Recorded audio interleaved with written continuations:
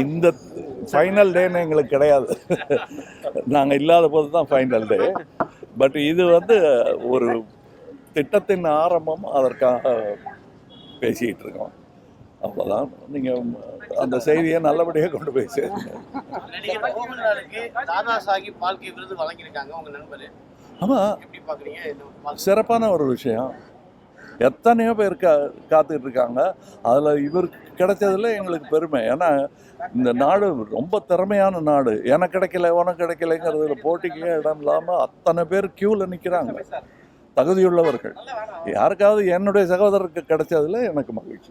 மக்களுக்காக அரசியல் வரக்கூடிய நடிகர்களை அரசியல்வாதியாக பார்க்காம அவருக்கான கிரேஸாக தான் பார்க்குறாங்கன்னு சொல்லி விஜய்க்கான கூட்டத்தை தொடர்ச்சியாக பேசிட்டு இருக்காங்க.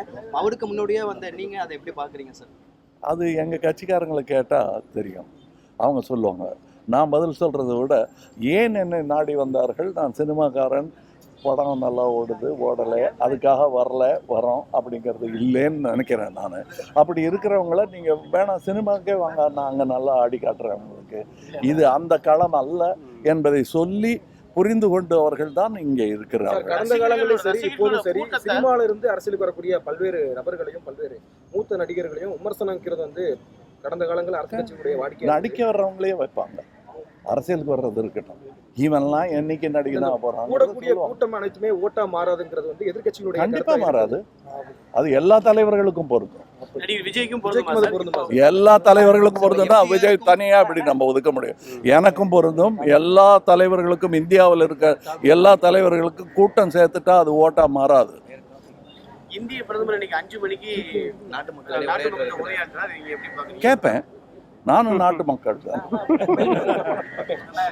விஜய்க்கு ஒரு வரியில அட்வைஸ் கொடுக்கணும்னா என்ன மாதிரியான அட்வைஸ் கொடுப்பீங்க? யாருக்கு? விஜய் அவர்களுக்கு. நல்ல பாதையில் செல்லுங்கள், தைரியமாக முன்னேறுங்கள், மக்களுக்காக செய்யுங்கள் என்பதுதான் நான் எல்லா அரசியல்வாதிக்கும் வைக்கிற வேண்டுகோள். நான் வெறும் சிட்டிசனாக இருந்தாலும் அப்படித்தான் வச்சுருப்பேன். ஐயா, எங்களையும் கொஞ்சம் பாருங்கள், எங்களுடைய முன்னேற்றத்துக்காக வேலை செய்யுங்க, உங்களை எந்த இடத்துல கொண்டு போய் வைக்கணுமோ நாங்கள் வைக்கிறோன்னு தானே மக்கள் சொல்கிறாங்க. அதைத்தான் நானும் சொல்கிறேன். சட்டமன்ற தேர்தலுக்கான பணிகளை மக்கள் இந்த மையம் தொடங்கினதோட விளைவு தான் இப்போ இந்த மீட்டிங்கு, நீங்களும் நானும் பேசுறது. திமுக கூட்டணி இருக்கக்கூடிய கட்சிகள்லாம் எங்களுக்கு இரட்டை இலக்கத்தில் தொகுதிகள் வேணுங்கிறத எதிர்பார்க்குறாங்க. உங்களோட நிலைப்பாடு என்ன சார்? எங்களுடைய எதிர்பார்ப்பை நான் உங்ககிட்டயே சொல்லுவேன்.